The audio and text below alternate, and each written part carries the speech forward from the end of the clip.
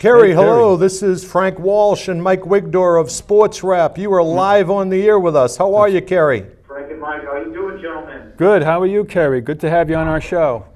Awesome. It's a pleasure to be on with you guys. Well, thank you.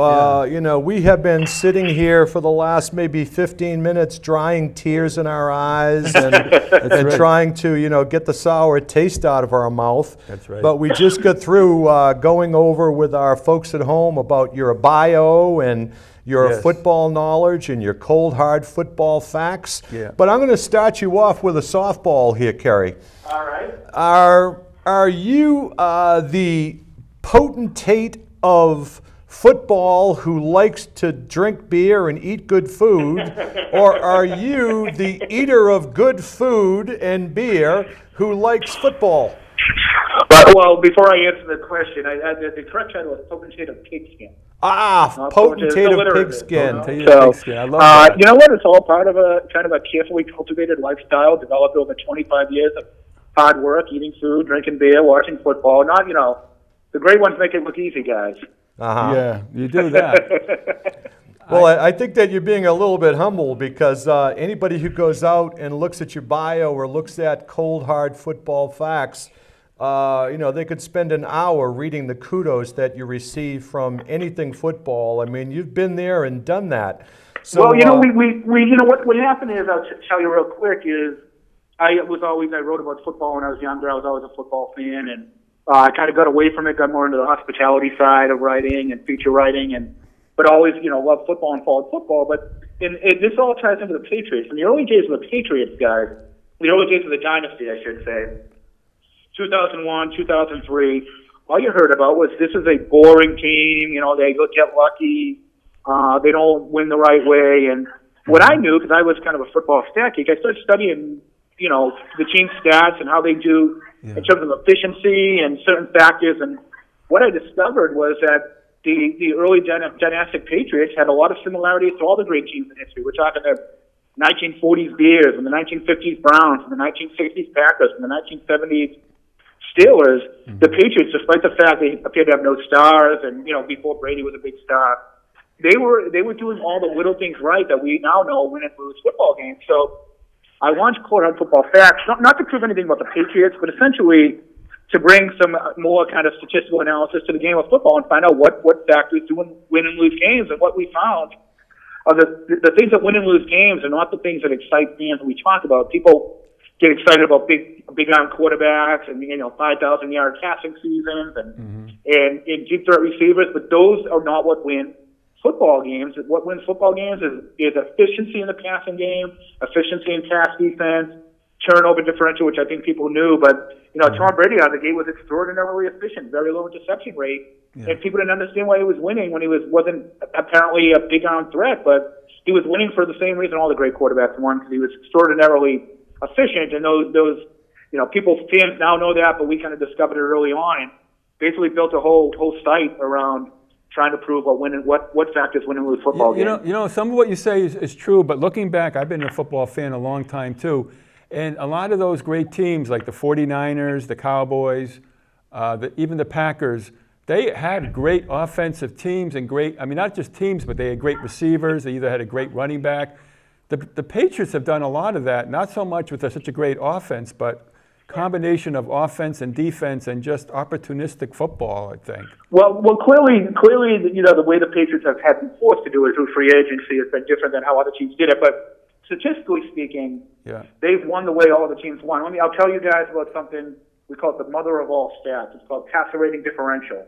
And what we do is merely look at the difference between your offensive efficiency passing the football, so your quarterback's passer rating, and compare that, subtract from that, your defensive passing efficiency, defensive passer rating. We look at the cumulative rating of all your opposing quarterbacks. That's your defensive passer rating.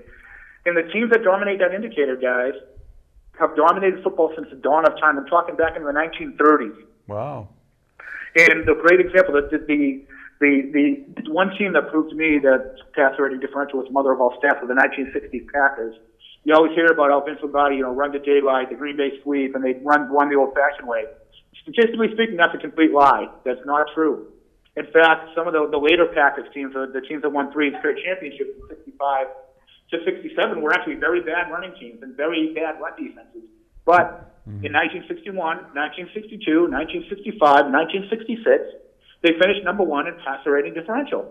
They dominated the battle of passing efficiency. Bart Starr is the most underrated quarterback of all time. By the way, still the highest rated passer in postseason history, 50 years after he last played. Wow. The Packers won because they won by the pass, not by the run. Contrary to popular belief, contrary to all the popular images on NFL films and things like that, they were the most efficient passing team in football. And by the way, future Packers team finished number one in passer rating differential in 1996, won the Super Bowl that year. They finished number one in 2010, won the Super Bowl that year. But you can do that for any franchise. Their dominant teams were dominant in, again, what we call the mother of all stats.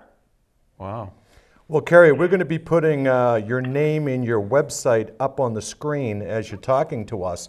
But I have a question for you. You know, we have been following you for a long time, and Thank you. Some of the statistics and some of the details and almost some of the minutia that you come up with gives me the image of this huge boiler room with 500 guys with little hats on, smoke-filled room, pencils. Yeah. How the heck do you come up with all of the details that you come up with?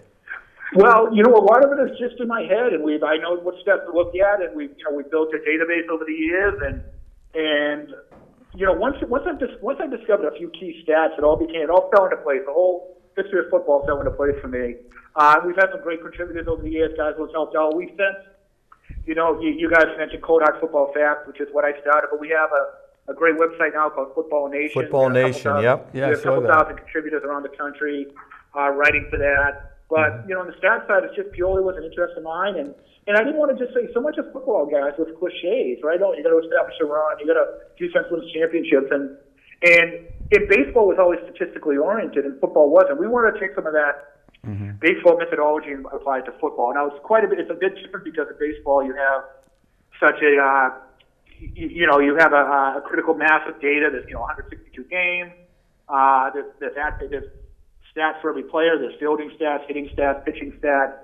Football doesn't quite have that. There's only 16 games. There's only a couple players really to apply statistics to on the field. But we wanted to take some of that. We wanted to get past the cliches about football and look, look more detailed, look in more detail what it's all about. And again, it was those early Patriots teams that were that inspiration when they won 2 Super Bowls in 3 years, and the football world still could not figure out why. And the reason why is because they weren't looking at the right statistics. Let me ask you something, because I looked at Football Nation. I'm going to give you a little plug here too.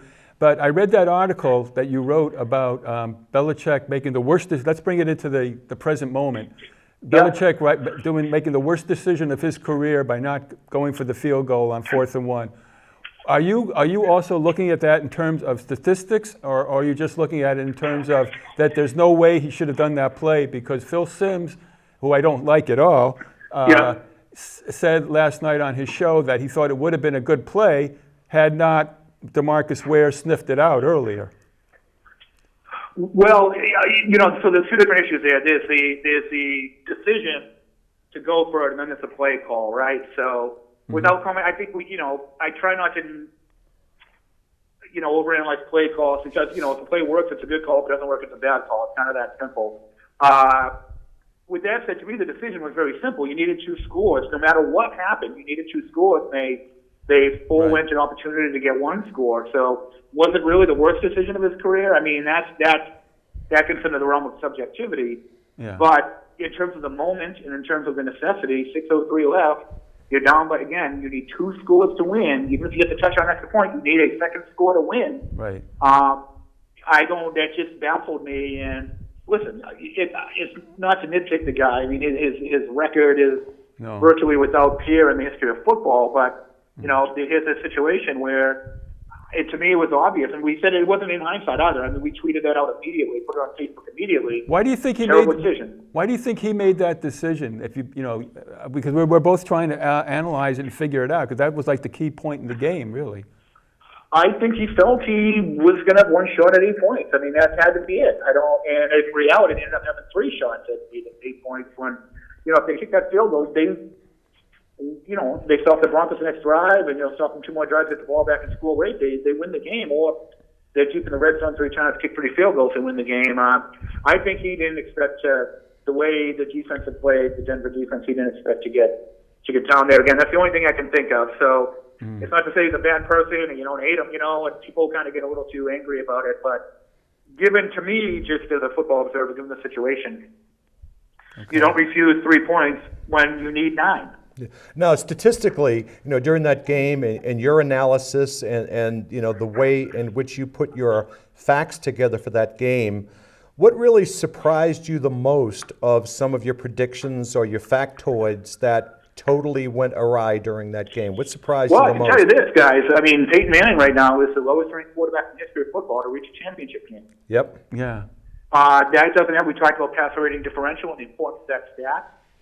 If the Broncos win, it will be the 3rd team in the history of the NFL, not just the Super Bowl era, in the history of the NFL, to win a championship with a negative passer rating differential. Correct. The first was the 1957 Lions, and the second was the 2007 Giants, who, of course, upset the great Patriots team. So you're talking a rare statistical anomaly with this team. Right. So that's me. And at least those teams were they weren't great on either side of the ball. The Patriots, I mean, Denver. Literally, Manning was ranked 34th out of 34 qualifying quarterbacks this year in passing efficiency, and that guy has never gone to a championship game. Yep, it doesn't happen. So, it's a credit to them to muscling out victories when the games they should have lost, games both teams lost. They can keep plays, being smart in situational football, and Manning, in this particular game, guys, the NFL is very simple. Like I said, you're more efficient than the other guy, the other quarterback can win. He threw 0 picks on a day when he could afford to throw. That's right. When he couldn't afford to throw 1. No turnover. And that won the game for them. Brady throws. If Brady doesn't throw 2 and he throws 1, or if it's 1-1, the Patriots win. Right. They needed to win that turnover battle 2-0, and they did. No, that's true. But it's interesting too, because I was looking at your list of statistics, and is it true that Carolina is number 1 then in overall differential, as you would say? They were actually number 2 this year in pass rating differential. Actually, I'm not sure if the top hand. They were number 1. They were also number 1 in our quality staff power rankings, our cumulative average.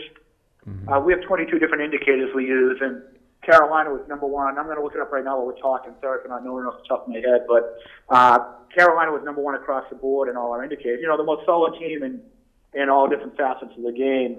And Denver was an above-average team. They weren't, statistically speaking, a Super Bowl caliber profile team. And we always say, guys, whatever your statistical weak link is, it is invariably going to snap at the biggest game of the year. I do expect somehow those statistical weaknesses will get exposed in the Super Bowl. But if they don't, strange things happen.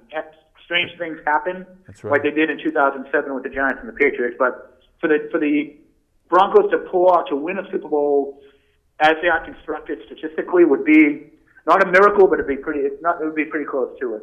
So what you're saying is that basically the Super Bowl is going to be, they're not going to be celebrating in Denver on Monday. I don't. What do you guys think? I just think I think Carolina is, what's the spread right now? 4.5 points. That's actually pretty generous in Denver State. Yeah. I think my brother's. Let's put it this way. He even told me this today. And his brother's from Denver. My brother's from Denver originally, lives in Florida, but he told me today that Denver has the worst losses in Super Bowl history. And he's not going to get decked out like he would normally get decked out, because he fears, he was so disappointed when they got bombed by this, got killed by Seattle. And I was telling him, I don't have a good feeling about it, because if Carolina gets on top early and if they make one mistake early, if they're down by 16 or 17-0 at the end of the first quarter, it's over. It's over. Yeah. I mean, because, Denver doesn't have the offensive power to mount a comeback. Seattle did, Russell Wilson we talked about that efficiency. This is a guy who is the second highest rated quarterback in the history of football right now, Seattle's quarterback, and people say he's not a big arm guy, the game manager. Yeah, but he's efficient. That's why his team went to 2 straight Super Bowls. That's why his team is a great pilot. That's why his team almost mounted a comeback in the divisional round at Carolina. Denver doesn't, Denver's down 21-0. They're not coming back. barring some sort of miracle. And Carolina they look like quite an impressive team, guys. What is the weak link on that team? I don't think there is one. I think they're in the top 10 in like 20 or 21 of our 22 indicators. Wow. Yeah, they're strong Yeah, all the way around. I see. I see Denver. Pretty much not having a chance in this game. I think that Cam Newton is on top of his game. I think that they have the kind of the swagger, if you would, and they have no fear. And I think that they're going to go in there with all guns blazing. I think they're going to get out to a quick start, and Denver's going to be looking in the rearview mirror the whole game. Just like we were, actually. Yeah, and the Patriots obviously they had some weaknesses this year. They just Do you think Denver is their house of horrors though? When you look? It absolutely is. It absolutely is. I mean, that's just there are stats to show that, but just purely looking at it as a fan, they go in there, they're not the same team. I mean, they should have won that regular season game in week 11, right. week 12, whatever it was. They were 10-0 at the time. Keep going. They have a muffed punt. They give up. They play in overtime. I mean, they do not play them like themselves in that arena. And that there are certain teams that own other teams. The Steelers can't beat the Patriots. Even great Steelers teams. The number one ranked defenses can't beat the Patriots. Right.